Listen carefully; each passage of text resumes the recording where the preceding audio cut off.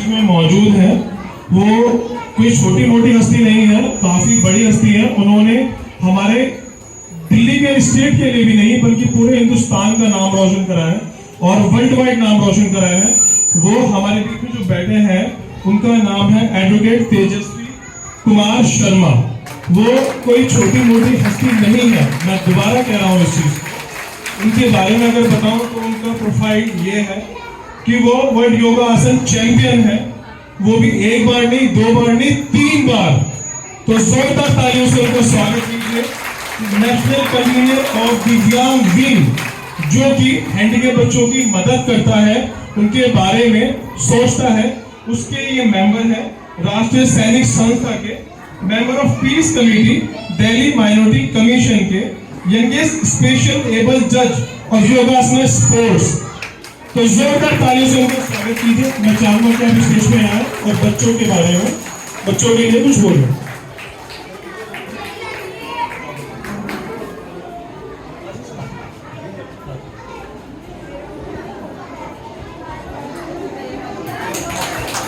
जोरदार तालियों से स्वागत कीजिए इनको।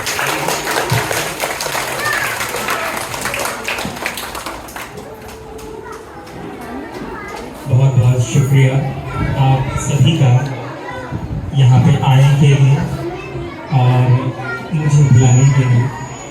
सबसे पहले तो मैं नमन करता हूँ उन शहीदों को आज के दिन, जिनके माध्यम से, जिनके कारण से आज हम ये दिन देख पा रहे हैं। क्योंकि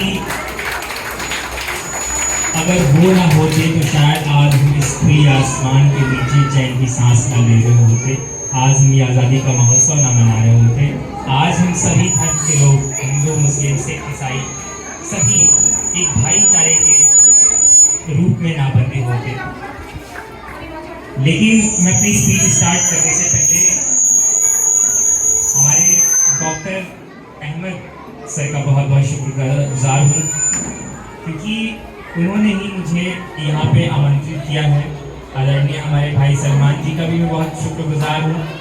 आप सभी से मुलाकात दिल्ली माइनॉरिटी कमीशन में हुई थी। उस मुलाकात के दौरान हमारे बीच काफ़ी अच्छी चर्चा हुई और उस चर्चा के दौरान उन्होंने मुझे इनवाइट किया कि मैं इस स्कूल में आऊँ और ऐसे खास दिन, ऐसे खास मौके पे आऊँ जिस दिन हम एक देश को नहीं, पूरे विश्व को, पूरे आवाम को एक संदेश दे सकें आज़ादी का, भाईचारे का, एकता का। इसके लिए मैं आप सबका बहुत बहुत शुक्रगुजार हूँ।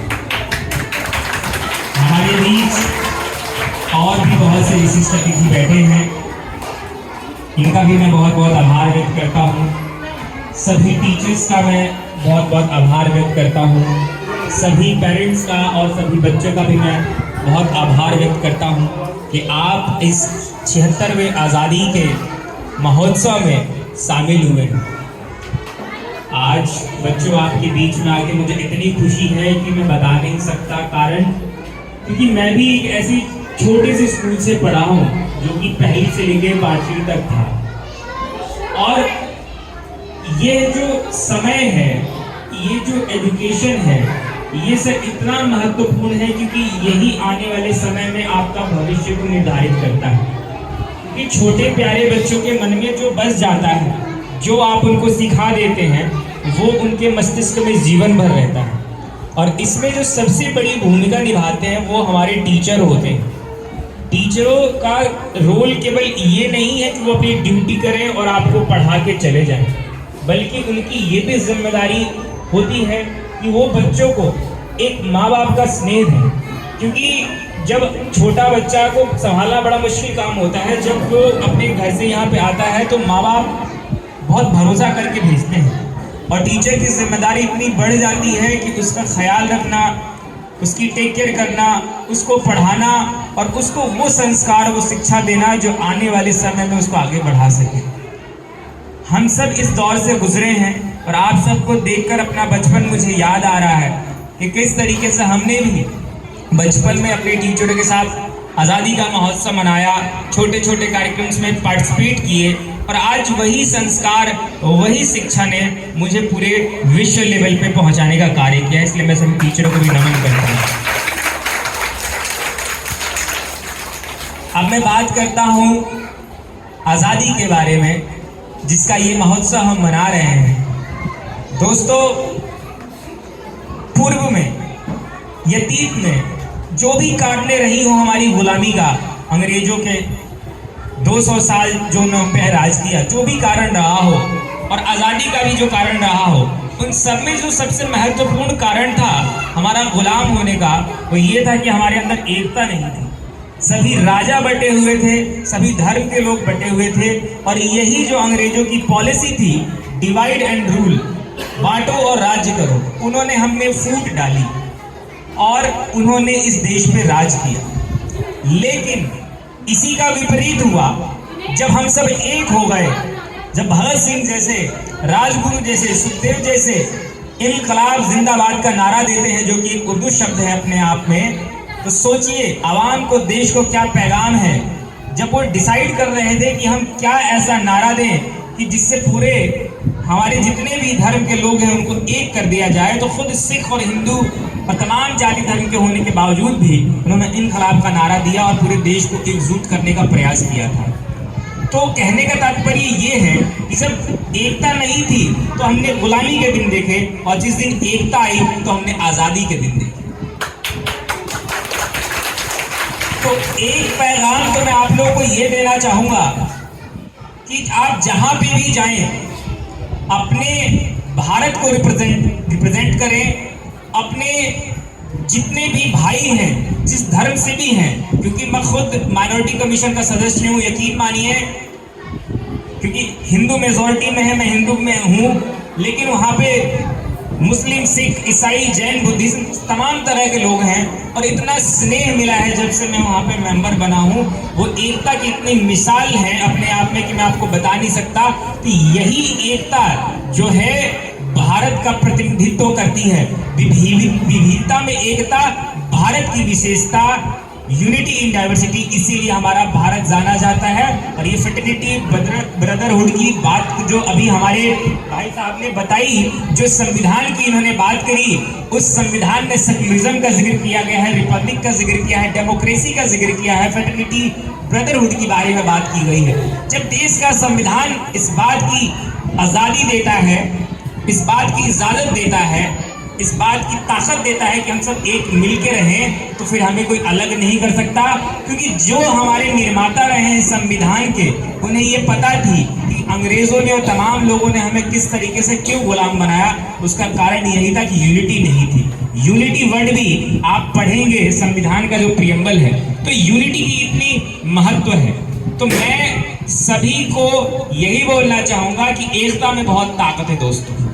कभी भी आप अपने देश के लोगों का साथ न छोड़िएगा, चाहे जहां भी आप अपने आप को रिप्रेजेंट करें, आप अपने से पहले अपने भारत को रिप्रेजेंट कीजिएगा।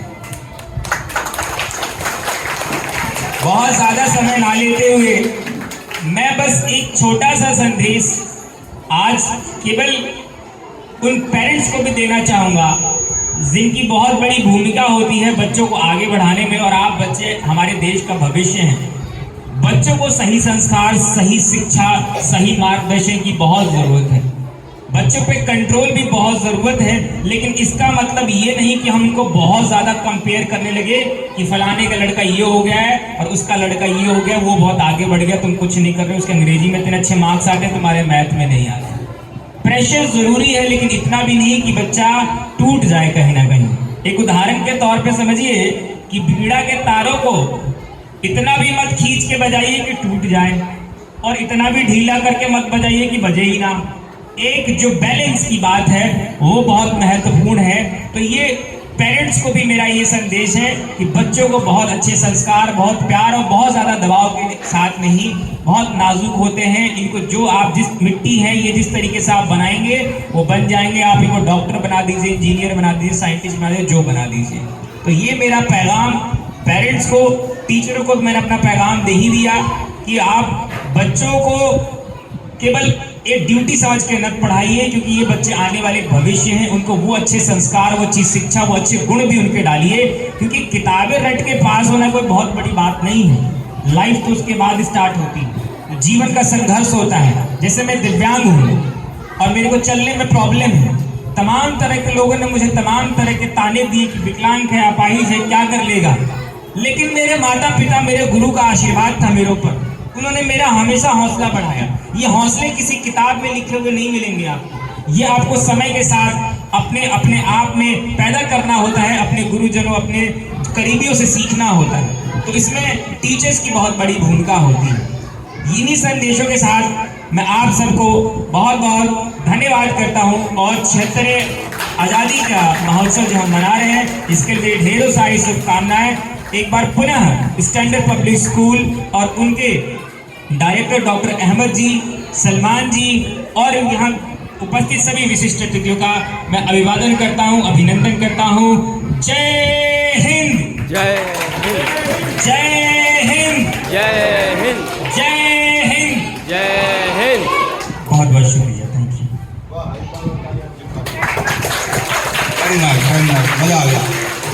एडवोकेट साहब ने बहुत डीपली पॉइंट आउट किया, आपको इन सभी पॉइंट्स को याद करने की ज़रूरत है और इन्होंने प्रियम्बल ऑफ इंडिया को ब्रीफ भी करके बताया आपको।